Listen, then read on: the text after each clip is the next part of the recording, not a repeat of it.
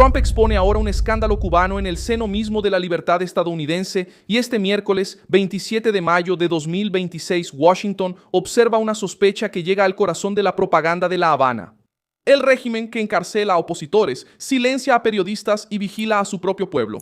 Habría utilizado activistas, organizaciones, viajes, reuniones y presión política dentro de Estados Unidos para defender sus intereses, atacar las sanciones e intentar limpiar la imagen de la dictadura en el extranjero. El caso gira en torno a una investigación sobre posible influencia extranjera vinculada al régimen cubano, con la atención puesta en David Ramírez Álvarez. Según el secretario de la Embajada cubana en Washington, señalado en las noticias como el contacto con grupos favorables a La Habana. Es ahí donde la contradicción explota. Cuba niega la libertad a los cubanos dentro de la isla, pero sus aliados no. Usan la libertad estadounidense para hacer campaña, influir en las leyes y proteger el castrismo fuera de ella. ¿Qué había detrás de esa red? ¿Por qué La Habana actuaba dentro de la democracia estadounidense? ¿Cómo llegó esa influencia tan cerca de la política de Estados Unidos? Ya te voy a contar todo eso. Si te gusta este tipo de contenido directo y sin rodeos, considera suscribirte porque aquí hay videos así todos los días. La sospecha que ahora entra en el radar federal es simple de entender y demasiado grave como para ser tratada como un detalle.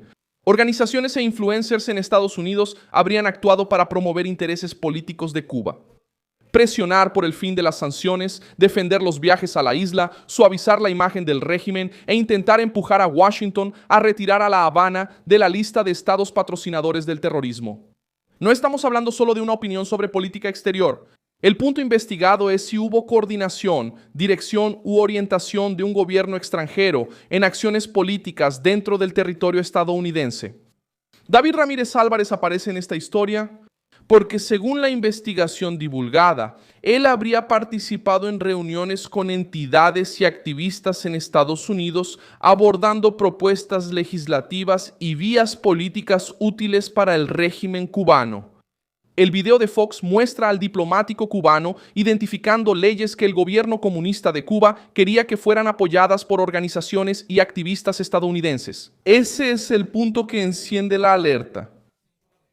Cuando un representante de una dictadura extranjera habla sobre proyectos en el Congreso estadounidense e indica que deben apoyar los grupos locales, la pregunta cambia. Ya no es solo solidaridad, es influencia política organizada. La diferencia entre activismo y operación de influencia está en la transparencia.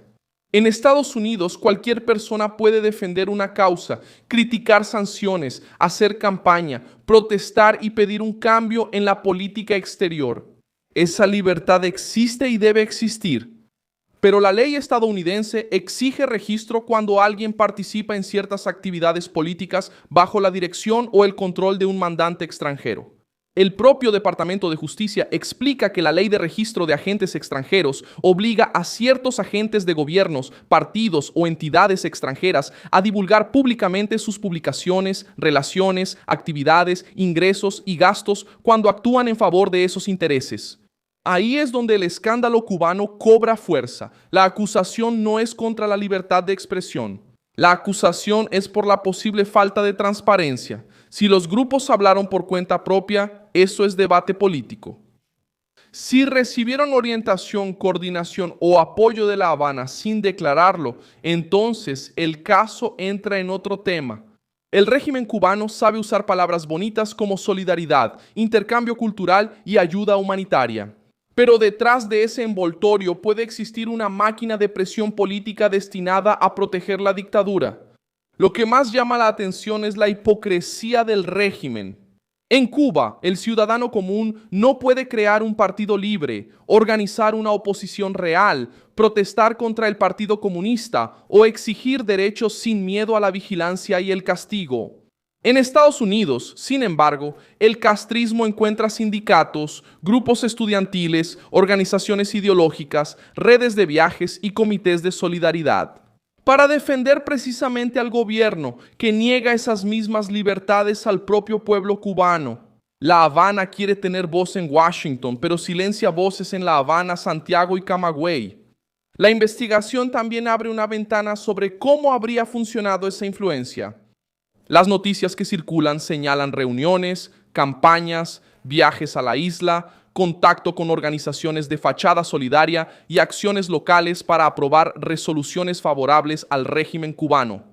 En el material discutido por Mario Pentón y Ellen Martínez aparece la sospecha de que redes de ciudades hermanas, comités de solidaridad y grupos vinculados al Instituto Cubano de Amistad con los Pueblos habrían ayudado a crear una estructura de contacto, desplazamiento y movilización dentro de Estados Unidos. La red nacional vinculada a Cuba reuniría a más de 60 grupos y tendría conexión con estructuras que organizan viajes y brigadas políticas a la isla. También se menciona la existencia de resoluciones locales favorables a La Habana en diferentes puntos de Estados Unidos. El dinero también entra en la conversación, organizaciones con más de $1.000 millones en ganancias anuales, y se habla de influencia directa en la elaboración de leyes en Estados Unidos. Este dato hace que el caso sea aún más delicado, porque la discusión deja de ser solo sobre simpatizantes ideológicos y pasa a involucrar capacidad financiera, articulación política y presencia organizada. Aparece una dictadura que dice no tener recursos para alimentar a su pueblo, mantener hospitales funcionando o impedir apagones. Al mismo tiempo, rodeada por una estructura internacional capaz de defender sus intereses fuera de la isla. La presión de Trump contra Cuba ya venía aumentando antes de esta nueva revelación. El 1 de mayo de 2026, la Casa Blanca publicó una orden ejecutiva imponiendo sanciones contra los responsables de la represión en Cuba y por amenazas a la seguridad nacional y a la política exterior de los Estados Unidos. El Tesoro confirmó la emisión de la orden ejecutiva 14.404, ampliando la autoridad de sanciones contra el régimen cubano. Este movimiento puso a La Habana en una situación más complicada, porque ahora el debate no está solo en la vieja retórica del embargo. También está en la acusación de amenaza directa, represión interna e influencia política fuera de la isla. El Departamento de Estado también presentó medidas para combatir amenazas atribuidas al régimen cubano dentro del mismo marco de sanciones. Este ambiente explica por qué la investigación sobre influencia extranjera aparece en un momento peligroso para La Habana.